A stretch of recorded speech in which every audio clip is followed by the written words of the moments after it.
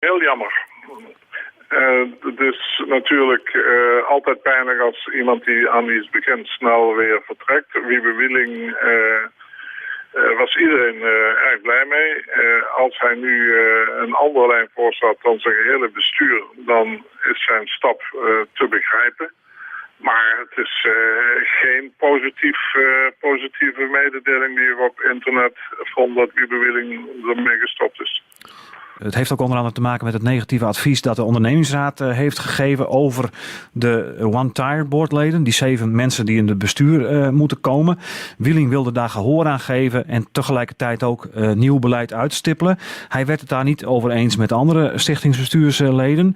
Hoe kijkt u tegen dat negatieve advies van de OR aan? Nou, op de eerste plaats ken ik het advies niet. Wij hebben het niet ontvangen, de heer Koopmans en ik. Punt 2, als het negatief advies over alle leden gaat, dan vind ik dit zachtjes gezegd komisch. Het kan toch niet zijn dat 7 mensen, alle 7 incapabel zijn om daaraan te werken. Verder is een negatief advies van de ondernemingsraad een gegeven, maar dat hoeft niet remmend te werken, omdat de wet op de ondernemingsraad zegt dat bij benoemingen van bestuursleden het advies geen opschortende werking heeft. Het heeft op zijn minst een vertroebelende sfeer tot gevolg. Dat kan zo zijn, dat hoeft niet. Het is natuurlijk raar als er maanden gesproken wordt, er wordt geïnformeerd dat wij als commissie de namen met de mensen bespreken. Als wij vragen van zijn er voor jullie op dit moment zichtbaar onoverkomelijke punten en we krijgen daar geen negatieve reactie nu achteraf. Een totaal negatief adviesfout. Ligt om hoe serieus je dit moet nemen. Er spelen veel zaken een rol, onder andere ook de rol van Riemer van der Velde en Foppe de Haan, die formeel geen functie hebben, maar uiteraard wel meespreken over het technisch beleid. Daar zegt de OR ook wat van. Wat heeft het nu allemaal voor gevolgen, ook het opstappen van Wiebe Wieling, voor de voortgang om Heerenveen weer vlot te trekken? Foppe de Haan en Riemer van der Velde zijn op verzoek van Gaston Spoor zijn bezig met het technisch beleid.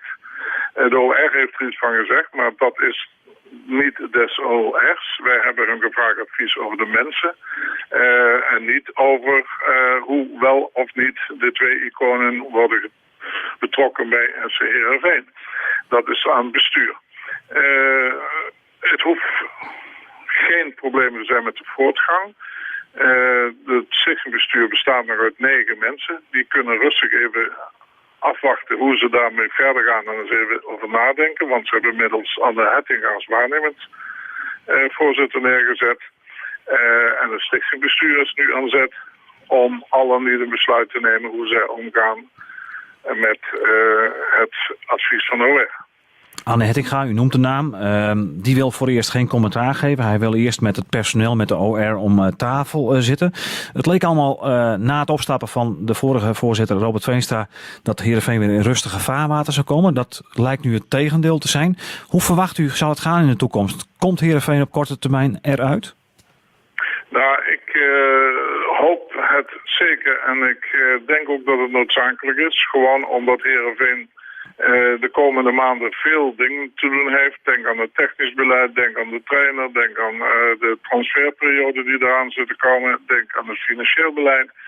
Dus ik ga ervan uit dat het opstappen van Wiebe Wieling als pijnlijk wordt ervaren, maar dat het de voortgang en de snelheid niet gaat remmen. En nogmaals, het stichtingbestuur kan dus gewoon het negatieve advies van de OR naast zich neerleggen.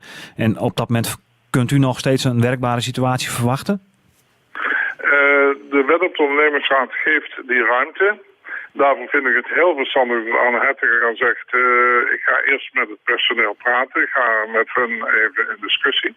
Maar dat heeft de werkbare situatie niet te vertroebelen. Ik heb vaker met ondernemingsraden meegemaakt dat zij omwille van afstand te houden en zich niet te committen, zich met een negatief advies bij benoemingen ervan afhouden.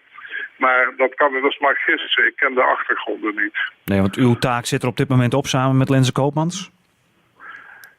Feitelijk wel. We hebben de leden voorgedragen na zorgvuldige screening, na overleg met de OR en na overleg met het stichtingsbestuur. En het is nu aan het stichtingsbestuur. Mocht het stichtingsbestuur met ons nog een overleg willen, zijn we daartoe bereid.